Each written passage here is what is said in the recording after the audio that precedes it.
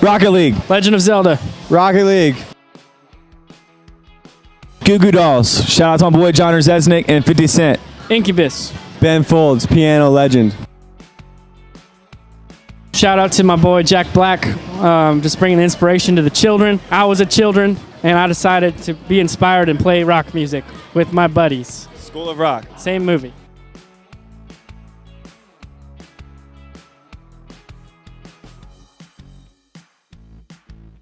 It's pretty cool. Yes.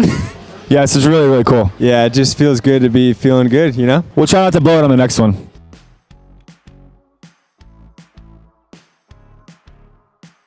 I think it's a bit more challenging just because even like the school that we went to, Belmont University, has like hundreds of bands just alone at the university. And for us, I think we wanted to kind of get away from the typical sound. So I think it had a big influence on even what the instruments that we chose to play, the kind of the style of writing that we chose to write. And so, yeah, I think it's hard, but it's challenging in a good way. And we love being in Nashville.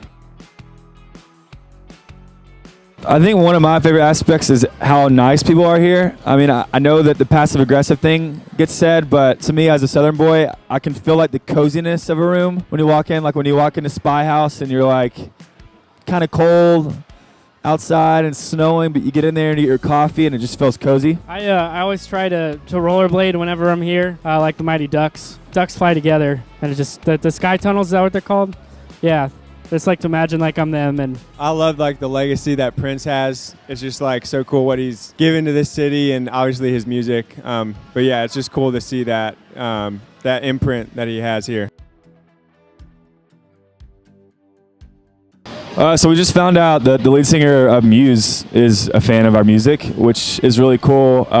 Rivers Cuomo, I really revere as one of my favorite songwriters in Weezer. He like gave us a shout on our new single Going to Mars, so that was like a pretty cool moment on Twitter. T-Pain. We did a festival together at Firefly, and he was playing the day after us, and he wanted to collaborate with us on Booty Work, but we weren't able to make it happen. But he just shouted, "Judah and the Lion, I see you, fire, fire, fire," on Twitter. I love how you said he wanted to collaborate with us on Booty Work. That's good. That's good.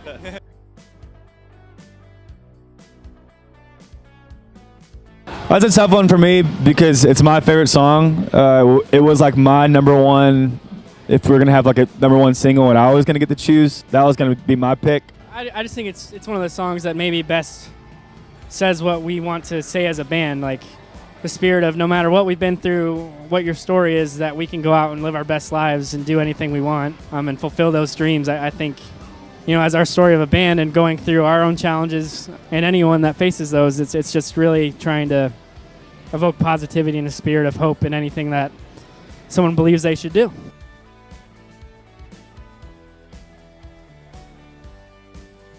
Well, it's kind of funny. So we wrote Take It All Back like when we were rehearsing off of our next record. So we had Take It All Back written about a year and a half before it came out. I don't think any of us really had the clue of maybe the impact that it was going to have, especially at our first kind of go at radio. And, you know, ever since then, we were just kind of like supporting other acts or whatever and kind of growing in that way organically.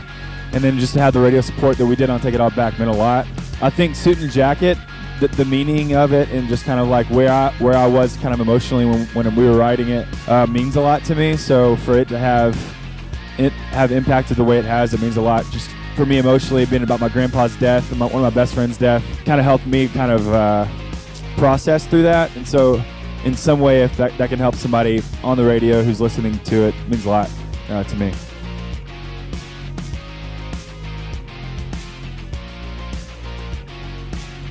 So, Forever Always was also one of my picks starting out as a single, but I don't think so as a single. But I was watching the Discovery Channel one time, like I do late at night when we were first starting out, and there was this bit on how like love wasn't real. It's only like a chemical reaction that happens in your body that happens to a loved one's body. So they try to make love sound so scientific, which me being like a hopeful romantic, I thought it was all, you know, BS kind of.